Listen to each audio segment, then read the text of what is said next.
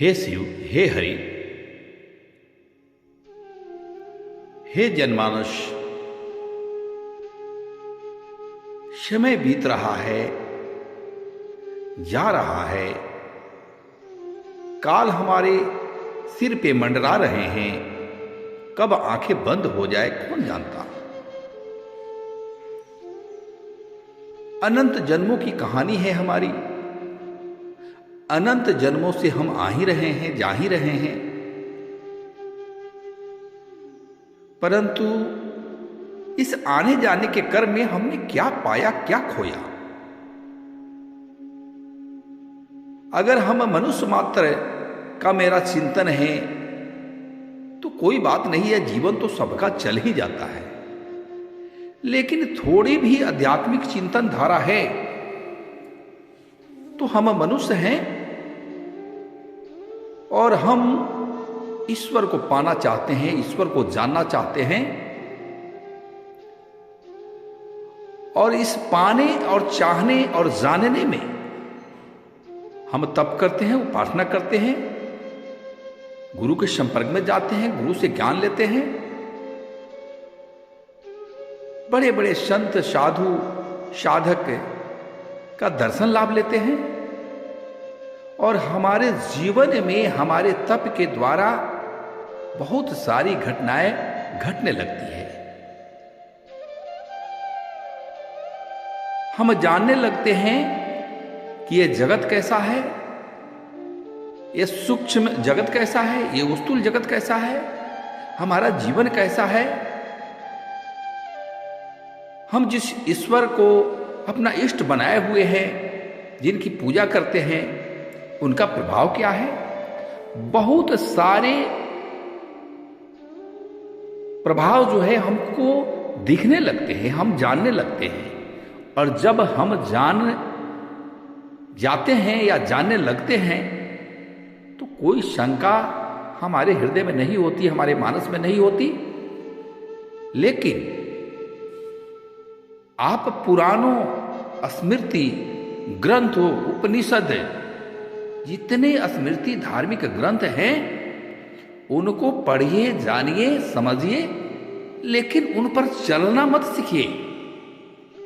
चलना पड़ेगा आपको अपने साधना, तप और अपनी आध्यात्मिक शक्तियों के बल पर। आप जिस इष्ट की उपासना करते हैं वो आपको चला के ले जाएंगे, आपको सत्य दिखा के ले जाएंगे। अगर शास्त्र में आप जाएंगे तो उलझ जाएंगे, कारण कि शास्त्र में बहुत ऐसी बातें लिखी हुई है जो कोई प्रज्ञा से भरा हुआ, प्रज्ञा प्राप्त व्यक्ति अगर पढ़ता है तो उसे लगेगा कि ये इतिहास पूरा सच्चा नहीं हो सकता है। कोई भी इतिहास पूर्ण सत्य नहीं हो सकता है, उसमें बहुत सारा जोड़ा गया है, तोड़ा गया है। तो सत्य क्या होता है? हमारी साधना, उपासना। हम जिस राम की चर्चा करते हैं, जिस शिव की चर्चा करते हैं, मैं आज दो चीज पर आपको बताऊंगा, शिव और हरि। ये ऐसे शक्ति हैं जो एक ही हैं लेकिन दो स्वरूप में हैं। और शिव के हृदय में राम है तो राम के हृदय में शिव है। आप अगर मेरी बात थोड़ी भी समझ सकते हैं तो राम आपको सब चीज प्रदान कर सकते हैं, शिव आपको सब चीज प्रदान कर सकते हैं। अनंत जन्मों के आपके दुष्कर्म, दुष्पाप, दुष्परिणाम, अभाग्य जो भी आपके जीवन में है वह धीरे धीरे क्षय होने लगते हैं, आपकी बुद्धि सात्विक होने लगती है और आपको जीने का एक सहारा मिलता है। आप बहुत कष्ट में हैं, हर इंसान किसी न किसी कष्ट में है, कमोबेश, कोई कम कोई ज्यादा। आपको पता है किस कष्टों से आप कैसे उबर सकते हैं? अध्यात्म के सच्चे मार्ग पर चलकर ही आप इसे प्राप्त कर सकते हैं। आप जिस राम की चर्चा करते हैं उस राम का प्रभाव जगत में, वो शास्त्र में नहीं लिखी गई है। वह मानस हो या वाल्मीकि कृत हो या अध्यात्म रामायण हो या किसी रामायण में, उससे परे श्री राम का महात्म्य है। राम की शक्ति, राम का ऐश्वर्य, राम का बल, राम की कृपा, उनकी करुणा उस शास्त्र में लिखी हुई जो है उससे बहुत आगे की बात है। यह जगत क्या राम के बिना चलेगा? यह जगत क्या शिव के बिना चल रहा है? हो ही नहीं सकता है। लेकिन हम अपना समय गंवा देते हैं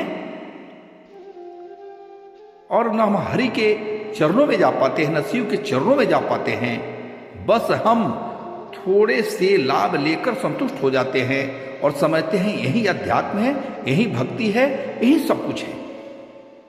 हमने कुछ किया, कुछ जप किया, कुछ हवन किया, कुछ पाठ किया और वह चीज हमें प्राप्त हो गया। हम समझते हैं कि उसकी बड़ी कृपा हो गई, लेकिन नहीं। उसकी कृपा के लिए आपको आपके स्वभाव को जो बदल दे, आपके मानस की गंदगियां को जो दूर कर दे, आपके हृदय के विकारों को, मेरे हृदय के विकारों को जो शुद्ध कर दे, हम पवित्र बनने लगे, हर चीज अच्छा सोचने लगे, अच्छा विचारों में चलने लगे, वही भक्ति है। आपको पता है कि अध्यात्म मार्ग कितना कठिन है और कितना सरल है। हम किसी आध्यात्मिक व्यक्ति के पास जाते हैं, अगर हमें भय लगता है, डर लगता है, तो फिर बात ही कुछ दूसरी है। यह युग है, कलयुग है, यह सतयुग नहीं है। इसमें बहुत तरह की सामाजिक प्रॉब्लम है, बहुत सारी। आप उससे कैसे निकलेंगे? हम उससे कैसे निकलेंगे? हमको स्वयं साधक बनना पड़ेगा, स्वयं साधु बनना पड़ेगा, स्वयं तप करना पड़ेगा। हम हमेशा उस प्रभु से पुकारे कि हे राम, हे शिव, हम आपकी कृपा प्राप्त करना चाहते हैं। कौन कृपा आपको दे सकता है? आप अगर शास्त्र पढ़ेंगे, आप सिर्फ पुराण पढ़ लीजिए, 18 पुराण पढ़ लीजिए, वो पुराण पढ़ लीजिए। अगर आपके अंदर पड़ गया है तो आपको सारी चीज समझ में आ जाएगी और आपका मन खट्टा हो सकता है। कुछ प्रसन्नता हो सकती है, लेकिन मन खट्टा हो सकता है। तो राम का प्रभाव, शिव का प्रभाव इस संसार में बहुत व्यापक प्रभाव है। हम चाहें तो क्या नहीं कर सकते हैं, लेकिन हम करते क्या है? हमारे समाज में कुछ ऐसे लोग हैं जो राम के नाम पर, कृष्ण के नाम पर क्या खटपट नहीं करते हैं।